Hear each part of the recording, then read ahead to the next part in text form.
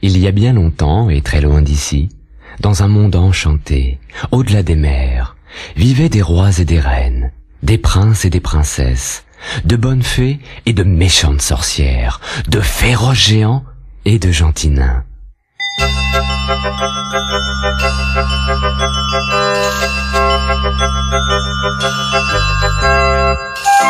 Ouvre ton album, écoute bien et rejoins toi aussi le monde magique d'Il était une fois. Dès que tu entends, tourne la page. La malle volante.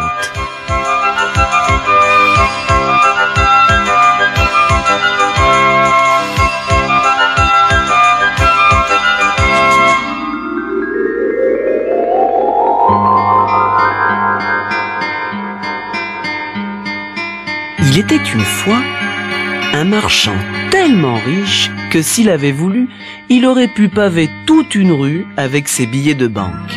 Mais qu'on se rassure, il ne risquait pas de laisser les gens marcher sur son argent. Oh que non, il était bien trop avare. Chaque fois qu'il dépensait un centime, il économisait un franc. Quand le vieux marchand mourut, il laissa à son fils une immense fortune. « Que vais-je faire de tout cet argent ?» se demanda le fils. « Eh, pardi, je pourrais commencer par vivre comme un prince et sortir tous les soirs. » C'est exactement ce qu'il fit. Mais il ne s'arrêta pas là. Pour s'amuser, il fabriqua un cerf-volant avec des billets de banque et se promena dans la ville en dépensant son argent sans compter. Il vécut avec une telle insouciance que bientôt, il ne lui resta plus rien. Pas un centime.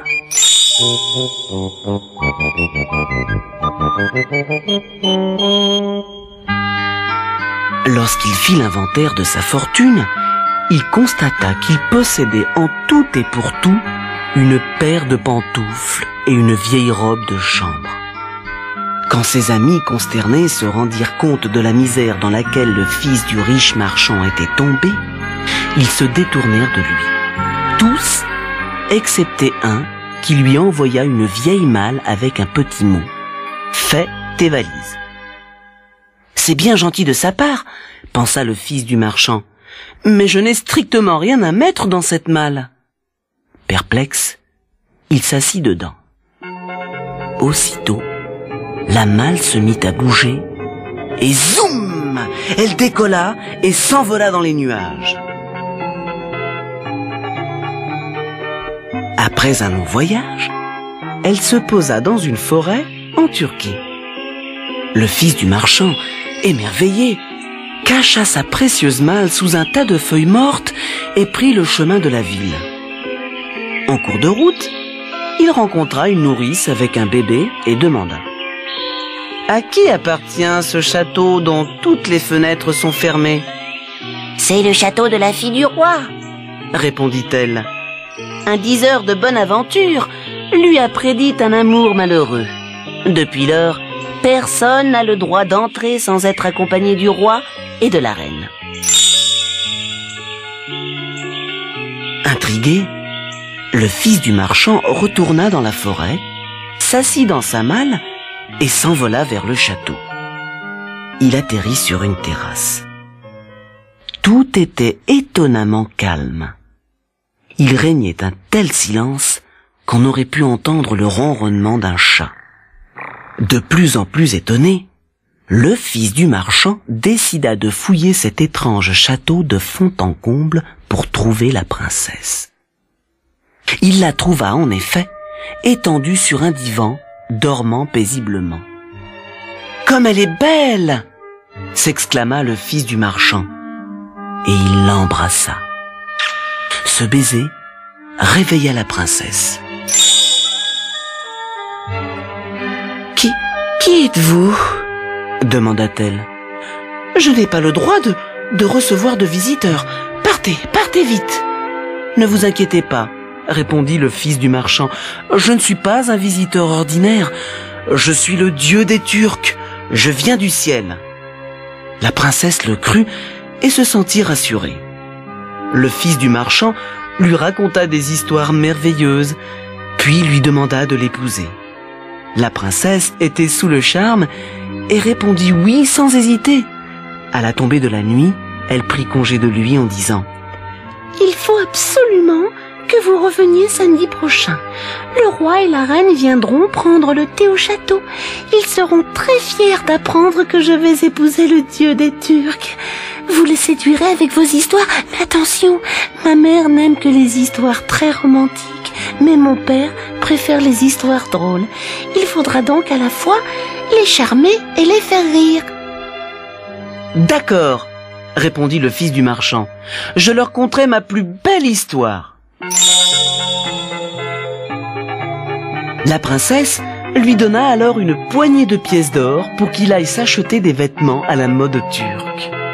Le samedi venu, le fils du marchand s'assit dans sa malle et se présenta au château, paré de ses plus beaux atours.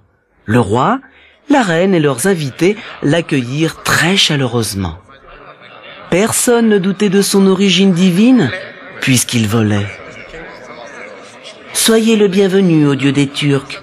Notre fille nous a tout raconté et nous serions ravis d'entendre une de vos histoires fantastiques, » dit la reine. « Fantastique, fantastique, d'accord, mais faites en sorte que votre histoire nous fasse bien rire aussi, » ajouta le roi. Le fils du marchand, qui était un excellent conteur, commença son histoire à mi-voix. Il était une fois une boîte d'allumettes toutes très fières de leur origine. Elles étaient en effet issues d'un grand pin, le roi des forêts. Ces allumettes vivaient dans une cuisine en compagnie de marmites, de chaudrons et d'ustensiles de toutes sortes. Un jour, prise du mal du pays, une des allumettes déclara qu'elle allait raconter sa vie. Les marmites et les casseroles applaudirent de joie et l'allumette commença son récit. Jadis, nous vivions dans la forêt. Nous sentions la mousse sous nos pieds. Elle était douce comme un tapis. Matin et soir, nous buvions un thé pur comme le diamant. C'était la rosée. Toute la journée, nous prenions des bains de soleil et les oiseaux nous chantaient leurs plus belles chansons. Un jour, des bucerons sont venus. Ils ont abattu notre arbre et notre famille fut dispersée. Son chef, le tronc, fut utilisé pour construire un bateau. Les branches ont été coupées en petits bois et nous, comme vous pouvez le constater, nous sommes devenus des allumettes. Voilà comment les personnes de qualité que nous sommes se sont retrouvées dans cette humble cuisine. Ma foi, jusqu'à présent, ma vie s'est déroulée très différemment, dit la marmite. Depuis que je suis venu au monde, on me fait bouillir et on me récure. Il faut reconnaître que c'est moi qui me charge de l'essentiel et que je suis à proprement parler la plus importante ici. Je peux faire frire, faire bouillir, mijoter, bref, c'est moi qui prépare les repas. Sans marmite, pas de bonne cuisine, c'est bien connu, n'est-ce pas? Maintenant, retourne la cassette.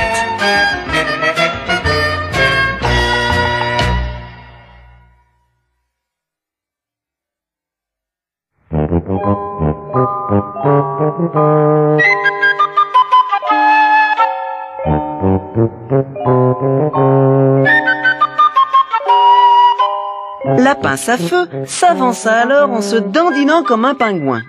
« Moi j'adore danser et je n'ai pas peur du feu. Je peux rester éveillée du matin au soir. » Et hop, elle fit un pas de danse avec le balai, ce qui fit beaucoup rire tout le monde.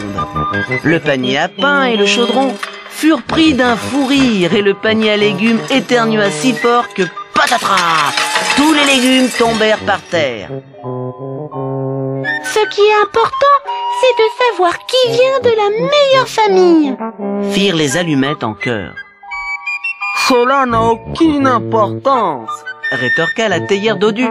Parlons plutôt des choses que nous avons vécues et des pays que nous avons visités. Ah oui, c'est beaucoup plus intéressant, approuvèrent les assiettes. C'est le genre d'histoire que nous préférons. Mais j'aime mieux les histoires qui parlent de pays lointains, fit le balai.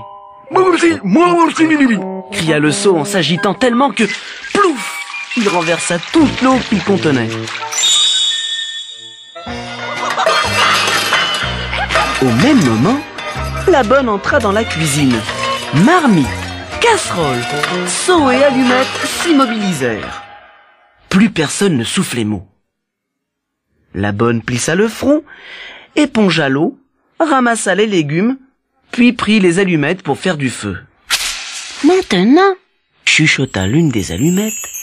tout le monde va se rendre compte que c'est nous qui sommes les plus importantes ici. C'est l'occasion de briller. Nous allons faire des étincelles. Elles firent en effet des étincelles, puis s'éteignirent à tout jamais, conclut le fils du marchand. Quelle belle histoire! S'exclama la reine. J'avais vraiment l'impression d'être dans la cuisine avec les allumettes. Je pouvais presque sentir la chaleur de leurs flammes. Bravo, bravo, bravo. Pour nous avoir conté une aussi charmante histoire, nous t'accordons la main de notre fille, déclara-t-elle en tendant la main au fils du marchand. Absolument, renchérit le roi. Lundi prochain, tu épouseras notre fille. La veille de votre mariage, nous organiserons une grande fête avec un magnifique feu d'artifice. Je veux que la ville étincelle. Tous les habitants du royaume seront invités. Puisque ma fille épouse le dieu des Turcs, elle mérite un beau mariage.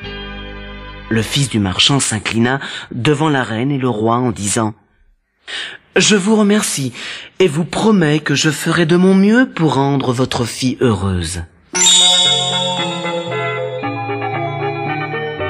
La veille du mariage, les festivités commencèrent. La ville était toute illuminée et les gens déambulaient dans les rues en chantant. « J'ai bien envie de me joindre à eux », se dit le fils du marchand. Il alla acheter des fusées et des pétards, les mit dans sa malle et s'envola vers le centre de la ville. Comme c'était beau! Jamais on n'avait vu feu d'artifice plus éblouissant. Toujours aussi curieux, le fils du marchand décida de descendre dans la rue pour écouter ce que les gens disaient de son mariage. « Notre princesse va épouser le dieu des Turcs », chuchotait-on dans les rues. « Je l'ai vu en personne !» disait un jeune homme. « C'est bien un dieu, cela ne fait aucun doute, ses yeux brillaient comme des étoiles. »« Nous aussi, nous l'avons vu !» s'exclamaient les enfants. « Il volait dans un manteau de feu et il avait des ailes en or !» Tous les habitants de la ville voulaient se surpasser en racontant les histoires les plus fantastiques. Amusé par ces sornettes, le fils du marchand décida de rentrer dans la forêt pour passer la nuit au calme. Mais où était sa malle volante? À l'endroit où il l'avait laissée, il ne restait qu'un tas de cendres. Des étincelles du feu d'artifice étaient tombées dedans. Elle avait pris feu et s'était consumée sans que personne n'y prête attention. Le fils du marchand fut saisi d'effroi. Comment pourrait-il continuer à se faire passer pour un dieu sans sa malle volante? Plus jamais il n'oserait se présenter chez sa belle fiancée. Le lendemain, la pauvre princesse attendit le fils du marchand toute la journée. Sans doute l'attend-elle toujours, car depuis ce triste soir, il court le monde en racontant des histoires fantastiques. Il est devenu un conteur très populaire, mais aucune de ses fables n'est aussi belle que celle des allumettes.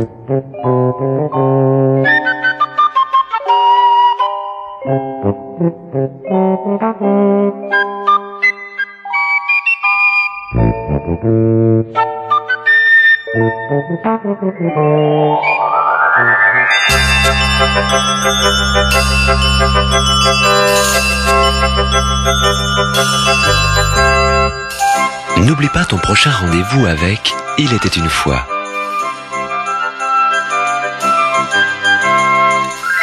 Tu découvriras l'histoire extraordinaire des 3 petits cochons.